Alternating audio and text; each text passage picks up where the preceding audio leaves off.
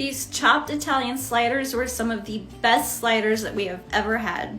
Let me show you how to make them. To make the salad, you'll mix together shredded lettuce, some diced red onions, some chopped dill pickles and banana peppers, some mayonnaise, and some submarine dressing. Mix that up really well and put it in the fridge while you make everything else. Cut a package of these King Savory butter rolls in half lengthwise. Spread a layer of mayonnaise on the bottom rolls and bake at 400 for 7 to 10 minutes or until golden brown.